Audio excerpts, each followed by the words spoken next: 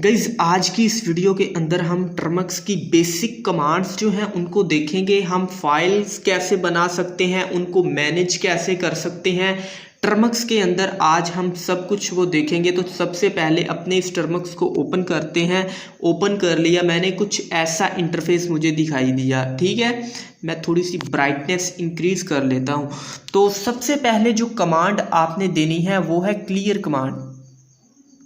ये clear command मैंने दे दी। Then आपने इंटर प्रेस करना है और कुछ इस तरह की आपको विंडो दिखाई देगी। अब विंडो मैं कह रहा हूँ विंडो क्योंकि मैं पीसी यूज़ करता हूँ ज़्यादातर, तो इसलिए विंडो का मेरे मुंह पे लफ्ज़ चढ़ा हुआ है। ठीक है, तो कुछ इस तरह का इंटरफेस दिखाई दिया। सबसे पहली कमांड आपने क्या लिखनी है, PWD। अब PWD stand for print work directory, यानी कि आप किस डायरेक्टरी पे काम कर रहे हैं। क्लियर है, तो आपने इंटर कर देना है। अब आपके सामने ये पाथ नजर आ जाएगा। ठीक है, ये बैकस्लैश जो हमारे पास स्लैश है, इसका मतलब क्या है? इसका मतलब ये है कि आप इस चीज़ के अंदर हैं। फॉर एग्जाम्पल मैं आपको अभी समझाता हूँ कि ये एक डाटा है हमारे पास। ये डाटा, ये एक फोल्डर है डाटा। इस डाटा के अंदर एक और फोल्डर है डाटा का। इस डाटा के अंदर एक और फोल्डर है com.termux नाम का। इस com.termux फोल्डर के अंदर एक और फोल्डर है फाइल्स का, और इस फाइल्स के अंदर एक और फोल्डर है होम का। मैं आपको ग्राफिकली अभी दिखाता हूँ। तो ये देखें, ये है मेरे पास एक, मैंने इधर बना के रखा है अपना फोल्डर। ये देखें, सबसे पहले हमारे पास फोल्डर कौन सा है, डाटा का। मैं आपको दिखाता हूँ। ये देखिए, डाटा का हमारे पास सबसे पहले नंबर पे फोल्डर है। तो ये है मेरे पास डाटा का फोल्डर। मैंने इसको ओपन किया तो इसके अंदर एक और डाटा का फोल्डर निकल आया। ये देखिए पाथ एक बार तो फिर देखें, इसके अंदर एक और डाटा का फोल्डर है। तो ये वो डाटा का फोल्डर है। अब इसके अंदर com.termux नाम का एक फोल्डर है। ठीक है, इसके अंदर फाइल्स नाम का एक फोल्डर है, और इसके अंदर होम नाम का एक फोल्डर है। क्लियर है, तो ये है हमारा पाथ टर्मक्स का।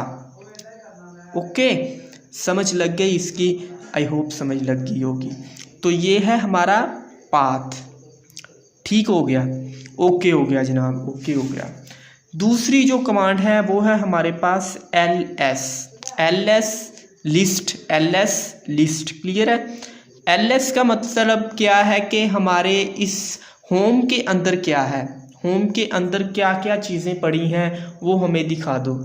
अब ls के अंदर ये स्टोरेज आपको शो नहीं होगा, सिर्फ मुझे शो हो रहा है क्योंकि मैंने कुछ आगे एडवांस काम किए हुए हैं, इसलिए मुझे स्टोरेज दिखाई दे रहा है, फ़ोन का स्टोरेज। आपको फर्स्ट टाइम अगर आपने ऐसा टर्मक्स को ओपन किया है या टर्मक्स को यूज़ कर रहे हैं, तो आपको ये स्टोरेज नाम का डायरेक्टरी आपको शो नहीं होनी।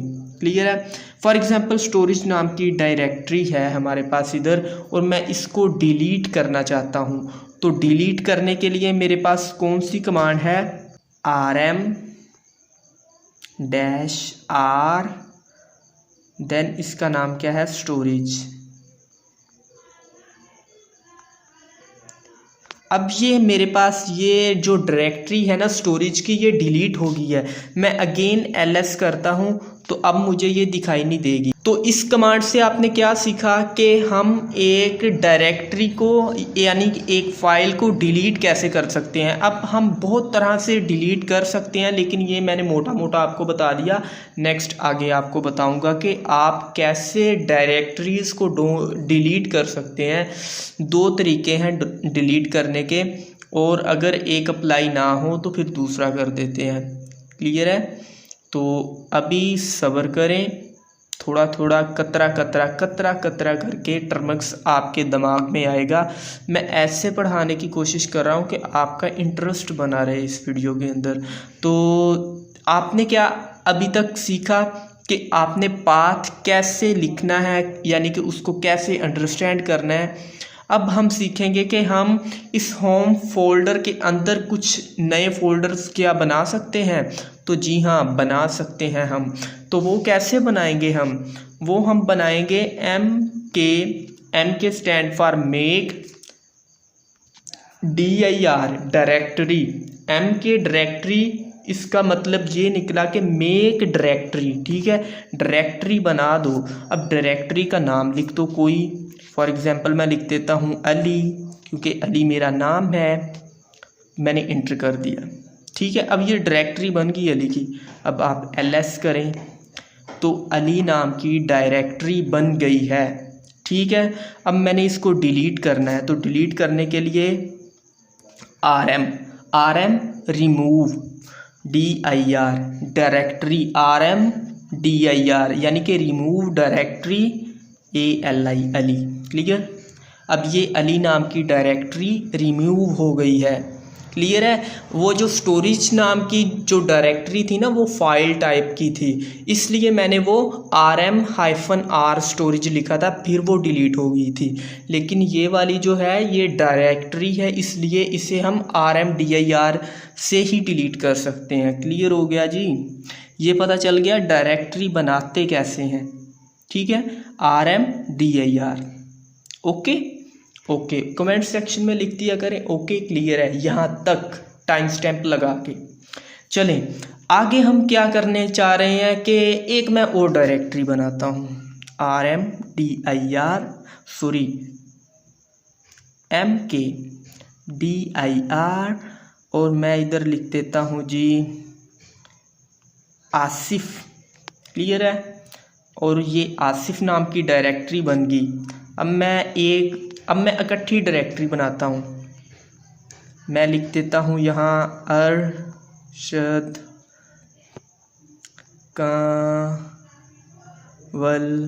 कमल अरशद और रज़ा,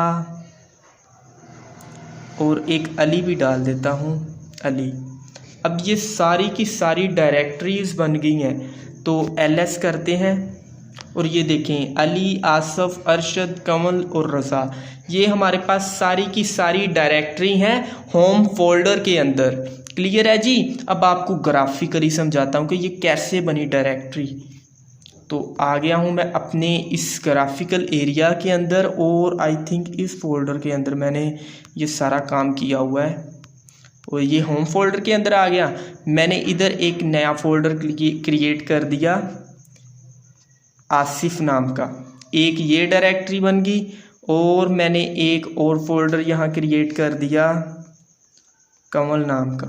ठीक है, दूसरी ये बन गई, तीसरी एक मैंने और क्रिएट कर दिया अली नाम का, तीसरी ये बन गई, चौथी एक मैंने और क्रिएट कर दिया जी रज़ा का, और लास्ट पे अरशद का।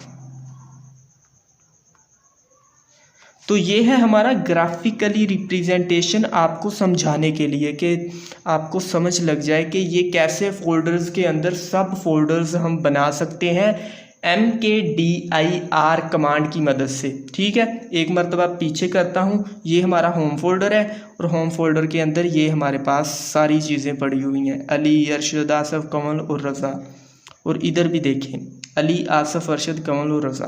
क्लियर है जी, तो एक मरतबा क्लियर कमांड करते हैं, क्लियर आपको भी क्लियर है तो नीचे टाइम स्टैम्प लगा के क्लियर लिख दें।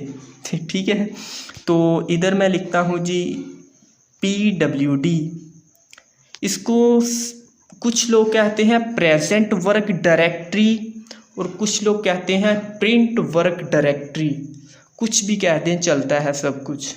तो ये हम होम फोल्डर के अंदर हैं, आपने ls यानी कि लिस्ट देखनी है कि क्या क्या चीज़ें पड़ी हुई हैं, लिस्ट कौन कौन सी है होम फोल्डर के अंदर। तो इंटर करेंगे तो ये देखें हमारे पास ये चीज़ें पड़ी हुई हैं। आज के लिए इतना ही, इतना हज़म कर लें, नेक्स्ट आपको और बताऊंगा। और वीडियो को लाइक कर दो यार, सब्सक्राइब भी कर दो चैनल को। बाय।